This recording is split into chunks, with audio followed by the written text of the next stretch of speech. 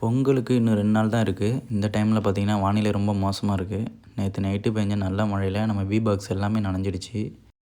தேனீப்பெட்டியில் தண்ணி படுறதுனால என்ன ஆகும்னு கேட்டிங்கன்னா, தேனீக்களுக்கு கொஞ்சம் டிஸ்டர்பன்ஸாக இருக்கும். அது இல்லாமல் நம்ம தேனீப்பெட்டிகள் லைஃப் கம்மியாகும் மழை தண்ணி பட்டுச்சுன்னா. அதனால் காலையில் வேலையாக நானும் தம்பியும் சேர்ந்து தேனீப்பெட்டிகளுக்கு கோணிப்பை வச்சு கவர் பண்ணிட்டோம். இந்தமாரி நம்ம தேனீப்பெட்டியில் தகர ஷீட்டும் வைக்கலாம். தகர ஷீட்டு வைக்கிறதுனால இன்னும் சேஃப்டியாக இருக்கும் தண்ணி படாமல்.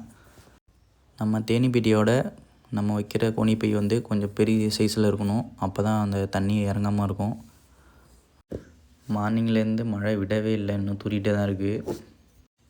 இந்த மாதிரி மழை தூறிகிட்டே இருந்துச்சுன்னா தேனீக்கள் தன்னோட தேன் பெட்டியை விட்டு வெளியே வராது. மழை டைமில் வெளியே போய் மாட்டிக்கிட்ட தேனீக்கள் திரும்ப தேன் கூட்டுக்கு வராது. ஏன்னு பார்த்திங்கன்னா அது இறந்து போயிடும். ஏன்னா அதோட சைஸுக்கு மழைத்துளி ஒன்று பெரிய பெரிய சைஸு. ஸோ அதனால் அதில் அடிபட்டுச்சுன்னா இறந்துருவாங்க. ஸோ அதனால் தேனீக்கள் மழை டைமில் தேனீப்பெட்டியை விட்டு வெளியே வராது. நம்ம வச்ச கோணிப்பையெல்லாம் காற்றுல பறக்காமல் இருக்கிறதுக்காக நம்ம கீழே உள்ள கல்லெல்லாம் எடுத்து கொஞ்சம் மேலே வச்சிட்டோம். இதுமாரி வச்சிங்கன்னா நம்ம கோணிப்பை பறக்காமல் சேஃப்டியாக இருக்கும். எல்லா தேனீப்பெட்டிகளுக்கும் நம்ம கோணிப்பையை வச்சு மழையிலேருந்து நனையாமல் இருக்கிறதுக்காக கவர் பண்ணிட்டோம். உங்களுக்கு சுத்தமான ஹனி வேணும் அப்படின்னா நம்ம டிஸ்பிளே தெரிய நம்பருக்கு காண்டாக்ட் பண்ணுங்கள். நம்ம இன்ஸ்டாகிராம் சேனலை எல்லாம் ஃபாலோ பண்ணுங்கள். இந்த வீடியோ யூடியூப்பில் பார்க்குறீங்க அப்படின்னா நம்ம யூடியூப் சேனலை சப்ஸ்கிரைப் பண்ணுங்கள். நன்றி, வணக்கம்.